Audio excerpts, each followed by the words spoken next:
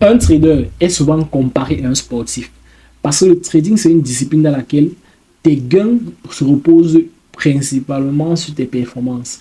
Et de la même manière qu'un sportif a besoin de s'entraîner pour être le meilleur, les plus grands sportifs sont ceux-ci qui s'entraînent le plus. De la même manière en trading, pour que tu sois performant, tu as besoin de t'entraîner le plus. Et nous savons la méthode classique pour un trader, s'entraîner, c'est de trader, tu trades.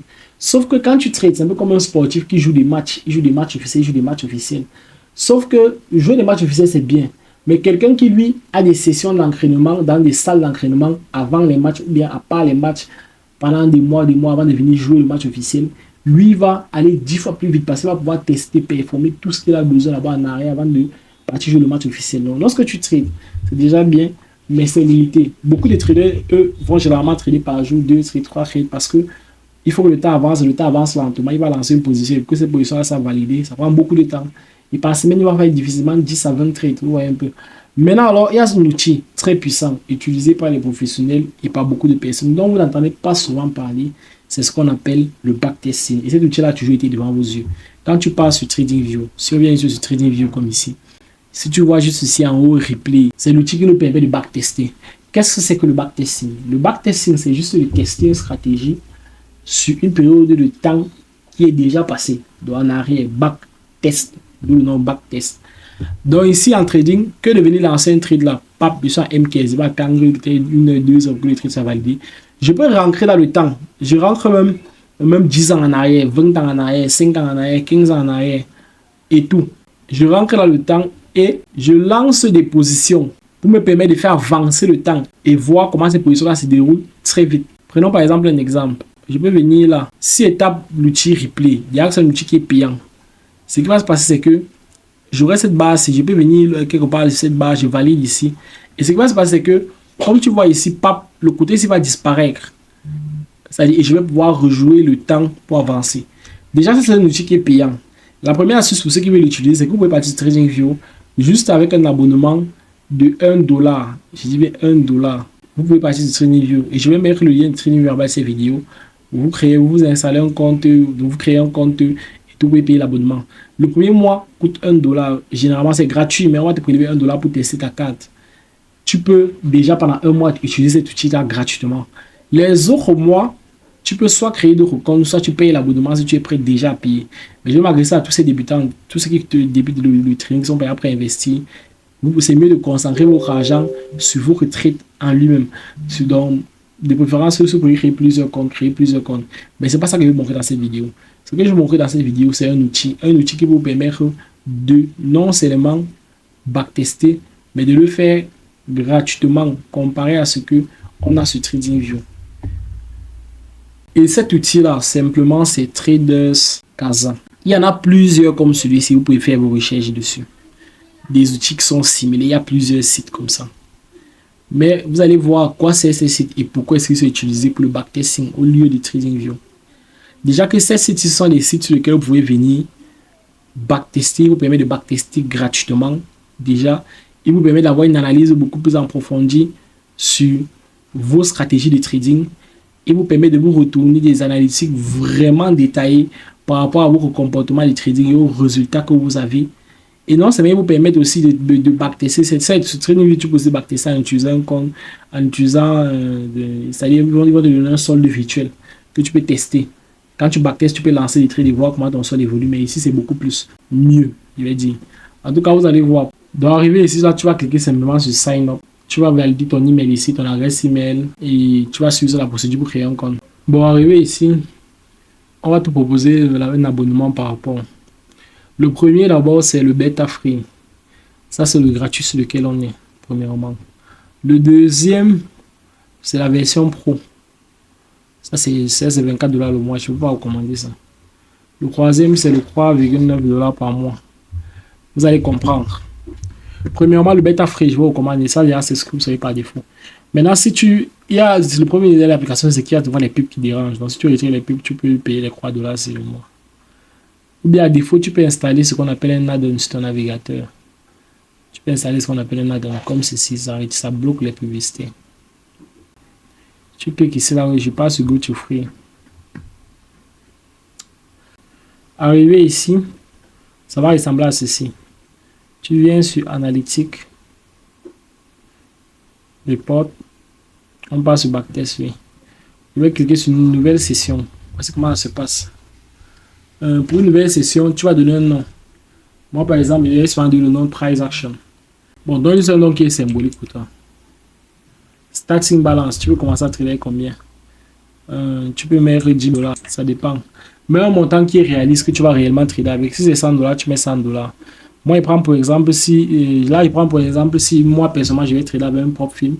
Je vais trader avec un propre film de 100 000 $, de 50 000, de 20 000, de 10 000, de 5 000. Je mets 10 000 parce que c'est raisonnable. Je peux faire un peu plus bas que de mettre 100 000 et tout. C'est vrai que tu paies. Tu choisis la paire que tu vas trader ici. Moi, par exemple, c'est l'ordre.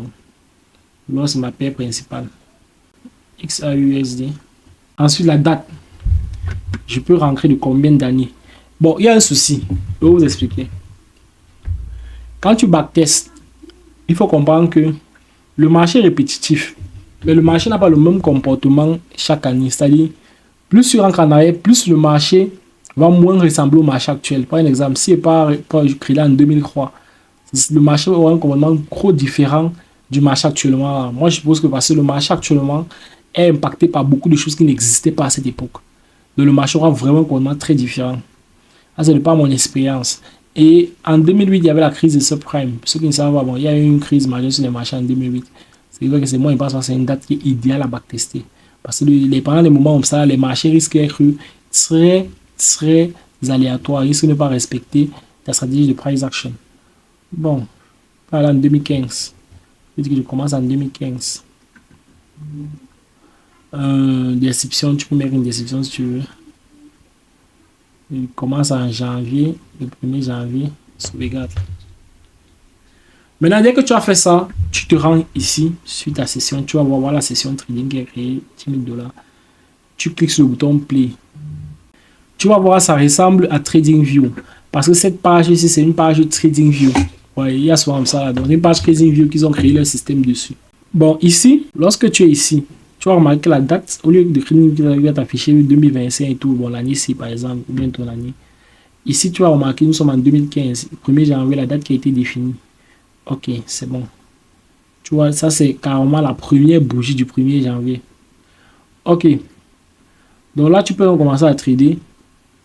Maintenant, la particularité que je vois ici, c'est que tu auras ce bouton qui va te permettre. Donc, tu rentres en 2015, mais tu as ce bouton qui te permet de contrôler le temps et d'avancer le temps. Donc, maintenant, je te montre comment la plateforme fonctionne. La plateforme est assez simple. C'est la même chose que TradingView, sauf que sur les indicateurs, tu peux dire autant d'indicateurs que tu veux, pas comme Trading va te bloquer à 2.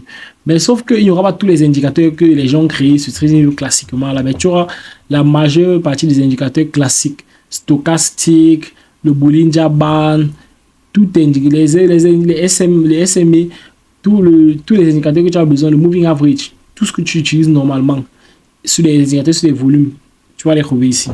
Maintenant, ce que tu fais ici, c'est très simple. Tu arrives sur cette plateforme ici. Première chose, tu peux venir mettre des indicateurs et tout. Disons que tu as fait ta stratégie de trading. Je suis par exemple venu là sur un daily. J'ai commencé là par exemple à analyser un daily. J'ai mis mes zones de support, mes zones de résistance, quel qu'en soit selon ta stratégie que tu utilises.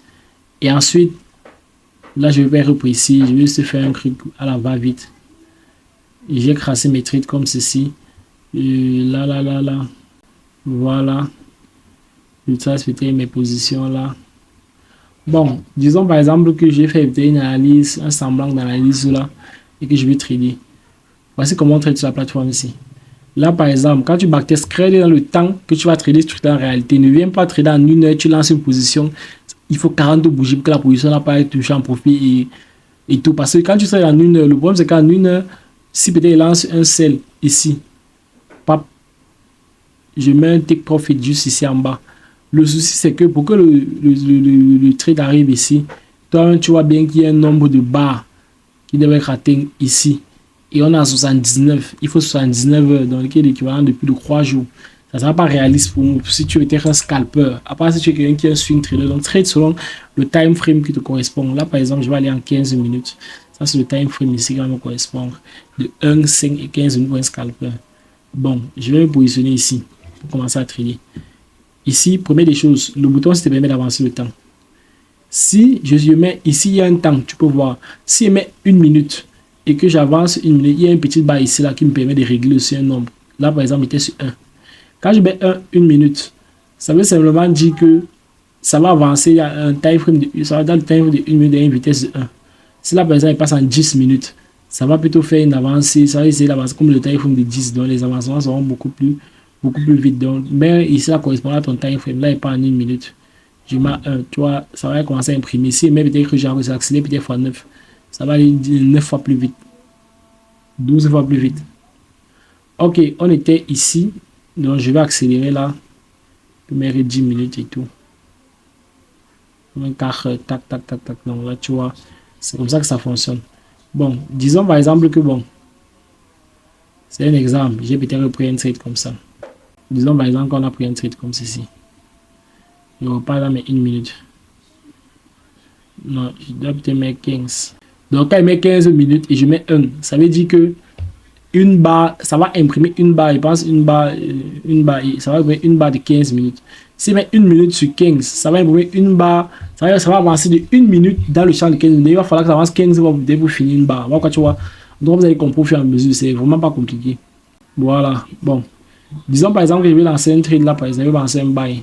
Comme l'or, comme il est là, vraiment, généralement quand tu lances les buys sur l'or est très haussier. Je lance par exemple un buy.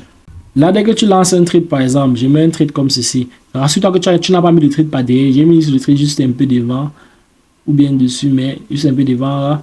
Et je mets le prix d'entrée proche du prix d'exécution. Voilà. Mais tu vas mettre, je mets le stop loss par exemple, où je vais mettre, je mets mon target, où je vais mettre. Donc, si je fais un trade comme ceci, là, j'ai juste le plot de trade. Le trade, en réalité, n'est pas lancé. Maintenant, pour lancer le trade, tu vas venir ici, Open Position, je clique dessus. Là, tu vois, je peux venir mettre un buy, un sell, un stop, un market, un limit. Je mets le prix d'entrée, je mets le stop loss, je mets le take profit. Maintenant, ce que tu vas remarquer, c'est que si je fais ça, je vais lancer le trade. Tout ça sera vite. Maintenant, alors, lorsque je positionne un trade ici, lorsque je positionne un trade là, ce que tu vas remarquer, c'est que quand je vais venir ouvrir une position, il y aura les valeurs. Parce que quand tu ouvres une position, que tu as un plot de trade, donc tu as affiché ici là, visuellement le trade que tu veux lancer, ça va récupérer les valeurs du stop loss, du take profit et du prix d'entrée. Ça va mettre ça sur le trade ici. Je mets open position. Maintenant, comme c'est un buy, ça va mettre buy. Et comme le trade n'a pas encore touché le prix un peu différent du prix d'entrée, ça va mettre un buy limit à ce prix. Mais j'ai mis de proche parce que c'est difficile. Le prix ne peut pas passer là-bas sans toucher ça facilement. Ça va, tu naviguer vers là-bas et toucher. Là, je mets le pourcentage que je risque. Je vais risquer ici 1%. Ça me met automatiquement la valeur que je risque. Là, par exemple, si je dis que je risque 5%, ça va mettre $500.